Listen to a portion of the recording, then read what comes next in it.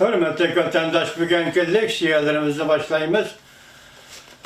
Bugün çizsağa.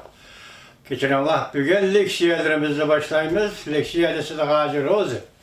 Washington'dan sözdeyimiz. Bugün çizsağa 2020 yıl 3. ayının 26. günü hafta Perşembe.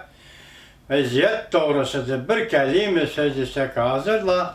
26. günü Go Boş'un Vizyon Tor Bilim kanalıdır. Şundak dedi.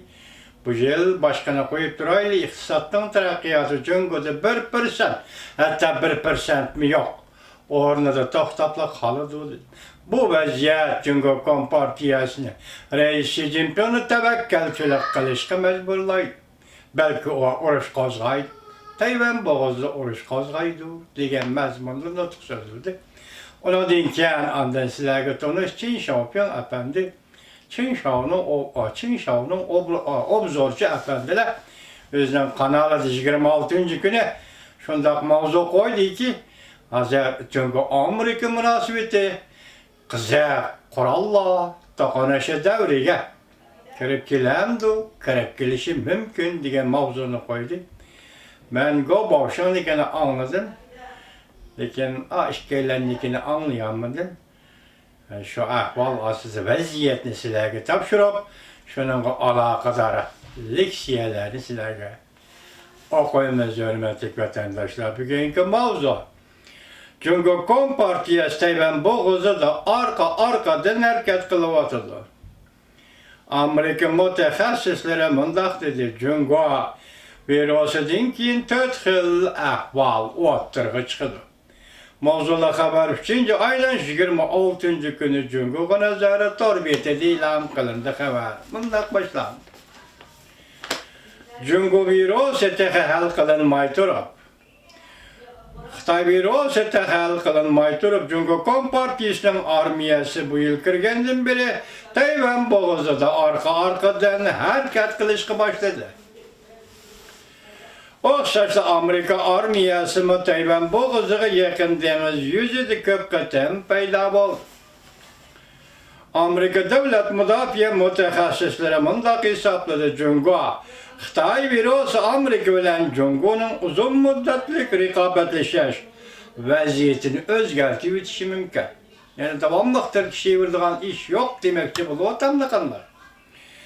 Virus ahval vaziyeti o'tgandan keyin Tayvan bo'g'izida 4 xil ahval yuz berishi mumkin. Tayvan davlat mudofaa ministrligining amaldori mundaq dedi. Çünkü Kompartiyasining Tayvanga qaratgan harbiy tahdidi borgan sari og'irlashdi. Amerika ovozi mundaq xabar qildi. Amerika shirkatchilari tadqiqotlarning mudofaa siyosiy tadqiqotchisi Michael Mossa yaqinda yer shari Tayvan xabar e'lon qilib, xabarda 4 xil mumkinlikni tahlil qildi. Birinchi, Jungo'ning asli kelishi o'ng'ay bo'lmaydi. Hozir tashqari dunyoda Jungo ikkinchi qatam virus optiyani yuz berishi mumkinmi deb ansirayotir. Bundaq ahvolda Jungo zo'r besimga duch kelib, Jungo Kompartiyasi nishonni yo'tkib etish harakati qo'llanishga majbur bo'ldi. Tayvan qaraganda ishtayni ochadigan nishonga aylanib qoldi. Ikkinchi, Jungo virus, ya'ni Xitoy virusi optidan keyin balki asliga kelalaydi. Lekin iqtisod asliga kelolmaydi. Jungoning iqtisodi va yer shari iqtisodi og'ir to'salg'iga uchraydi. Belki bu Tayvanga harakat qo'llanishdan sababi bo'lib qoldi. Üçüncü, Jungo doiralari Amerika va Amerikaning ittifoqdoshlarining Xitoy virusiga taqobil turish fursatidan foydalanib, Amerikaning strategik tayyorlik qilish iqtidorini tinglab boqdi. To'rtinchi, Jungo Kompartiyasining Tayvanga taqobil turish mumkinligi texmi oshdi. Amerika ovozi mundaq xabar qildi.